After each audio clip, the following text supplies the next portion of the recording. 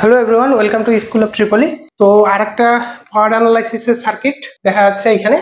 একটা ক্যাপাসিটর আছে যার ওহমিক ভ্যালু আছে -6J, আর এটা হচ্ছে একটা ইন্ডাক্টর যার ওহমিক ভ্যালু হচ্ছে 1J, আর এটা একটা current source 2 at an angle 0 degree, আর এটা হচ্ছে 5 ওহমের একটা রেজিস্ট্যান্স। কি চাইছে আমাদের কাছে চাইছে ফাইন্ড পাওয়ার অ্যাবজর্ব বা deliver by the current source. Current সোর্সটা কি পরিমাণ পাওয়ার সে ডেলিভার করছে নাকি অ্যাবজর্ব করছে এটা বের করতে হবে। আচ্ছা, আমরা যদি বলি যে find the power, find the average power, average power, তারপরে আমরা এখানে বলতে পারি যে find the complex power, ঠিক আছে, বা find the হচ্ছে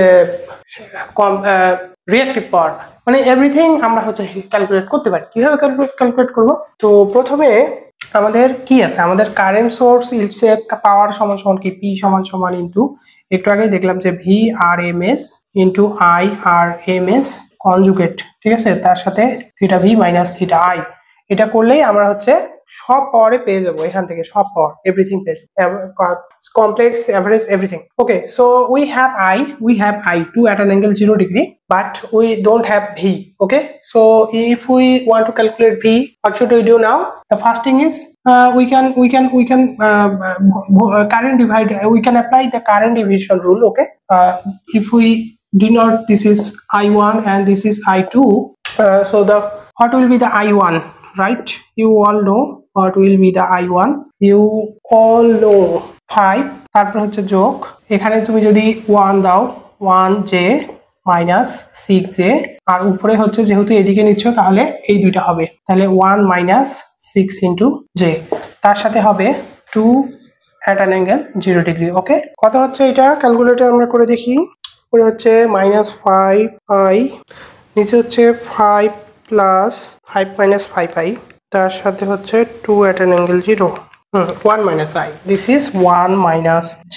Okay, so if we take in polar form, 2 at an angle, sorry, root 2 at an angle minus 45 degree. Okay, so this is our I1, and we can easily find the complex power of this current source from this I1. Okay, now P সমান সমান দেখো V RMS, এইখানকার voltage, the voltage of this terminal and voltage of this terminal will be same because these both are on the parallel. Okay, so we know what is the I1 root 2 at an angle minus 45 multiplied by 5, so this will be V will be 5 ohm গুণন root 2. Okay, root 2 at an angle minus 45. Okay, so if we multiply by 5, this will be 5 minus 5i, 5 minus 5i, 5J.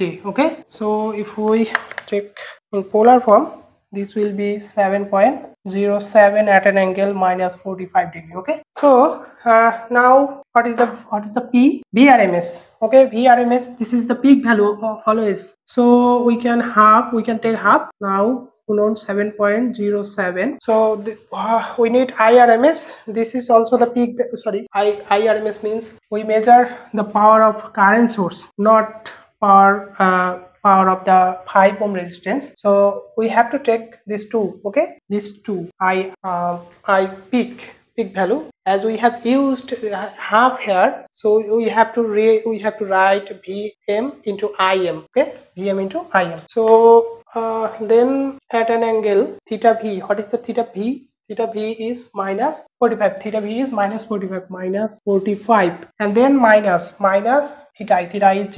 So okay, so if we calculate this, 0.5 গুণন 7.07 গুণন 2 at an angle minus 45, this is 0.5 minus 0.5J.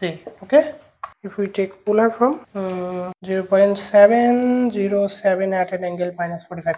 Okay, so what is the complex power absorbed or delivered? This is positive, right? This is positive number. This is a positive number, so we can say that power is delivered. Why power is delivered? Power delivered কেন? আচ্ছা, power delivered নাকি absorb, এটার জন্য আরেকটা class আমি করাবো। তো এখানে একটা সিম্পল এক্সাম্পল দেই, যদি এরকম থাকে কোনো একটা সোর্স, যদি এরকম হয় যে ধরো এটা হচ্ছে একটা ভোল্টেজ সোর্স, 10 ভোল্টের, ঠিক আছে, ভোল্টেজ সোর্স একটা 10 ভোল্টের। তো তার এই টার্মিনাল দিয়ে কারেন্ট হচ্ছে বের হবে, current must outgoing from this terminal. Okay, যদি এই টার্মিনাল থেকে তার কারেন্টটা বের হয় তাহলে আমরা করব সে ডেলিভার করছে, ঠিক আছে।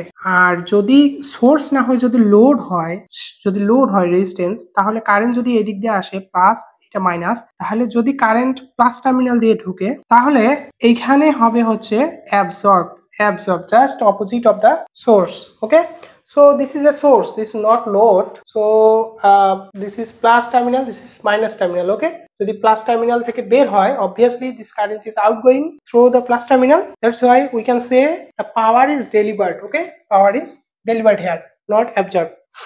How much power? 0.5 watt power is delivered to the wire, 5 ohm resistance. Why? মানে 0.5 ওয়াট, এইটা হচ্ছে